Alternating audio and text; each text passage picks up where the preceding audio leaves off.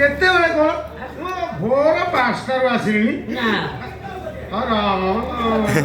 ଆମ ଗାଁ ମାଇପେ ଉଠି ଠାକୁର ପୂଜା କରିବା ପାଇଁ ଫୁଲ ତୋଳୁଥିଲେ ସେତେବେଳୁ ଆସିଲେଣି ଆସିକି 5ଟା ବାଜିବାକୁ ବସିଲାଣି ଆଜି 5ଟା ବାଜିବାକୁ କେତେବେଳୁ କଣ କହୁଛନ୍ତି ମୁଁ ତମକୁ ଦେଖିନି ଆଉ ତମେ ମତେ ଦେଖିନ ତମେ ମତେ ଦେଖିନ କେଡ଼େ ନମ୍ବର ମା ତମେ ଆଉଥିଲେ ମତେ 42 ଥର ଦେଖି ସାରିଲଣି ମୋ କର୍ତ୍ତବ୍ୟରେ ମୁଁ ହେଳା କରିନାହିଁ 42 ଥର ଦେଖିଛି 42 ଥର ତମକୁ ମୁଣ୍ଡିଆ ମାରିଛି ମୋ କର୍ତ୍ତବ୍ୟରେ ମୁଁ ହେଳା କରିନଥିବି ମୁଁ 42 ଥର ଆଶୀର୍ବାଦ କରିଥିବି ତାହେଲେ ଦେଖିନା କହୁଛ କେମିତି ନାଇଁ ମୁଁ ଟିକେ ଅନ୍ୟ ମନସ୍କ ରହୁଛି ତ କାହିଁକି କଥା କଣିକି ମୋର ଗୋଟିଏ ବେଲି ଭଣଜା ବୋପା ମା କେହି ନାହାନ୍ତି ସବୁ କଥା ମତେ ବୁଝିବା ପାଇଁ ପଡୁଛି ତମେ କିଛି ବୁଝ ତମେ ଖାଲି ମାଇକିନା କମାଡୁ ବଲ ନଉଛ ମୁଁ ଆଉ ସେବୁନି କରୁନାହିଁ ତମ ମୁହଁ କହୁଛି ଆଉ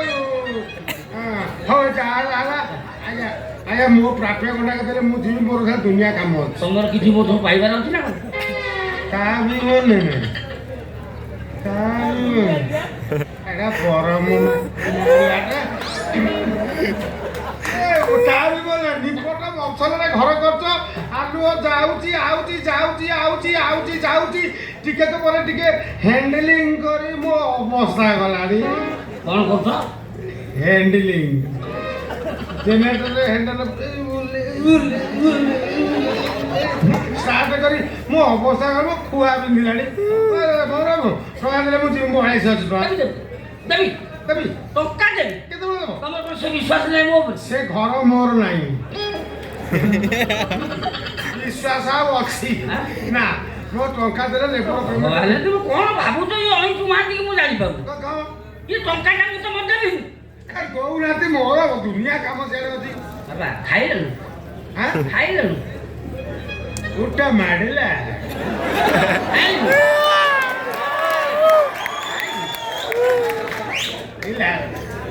ଖାଇନି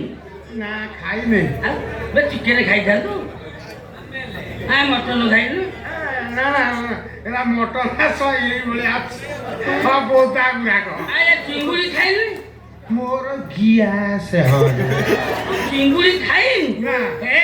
ଡାଇରେକ୍ଟ ଧାମେରା ବନ୍ଦରରୁ ରୋଷେଇ ଖାଅ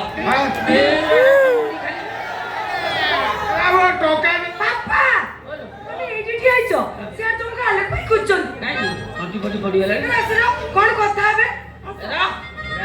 କଣ ସତ କହିବୁ ଧାମେରା ବନ୍ଦରରୁ ଯୋଉ ଚୁଙ୍ଗୁଡ଼ି ଆସି ଆମ ଘରେ ପହଞ୍ଚିଲା ଦେଖିଥିଲେ କଣ ସେ ବା ବଛା ବଛି ହେଲା ପରେ ପାଚିଆରେ ସେ ଧୁଆ ଧୁଇ ହେଲା ପରେ ଡେଇ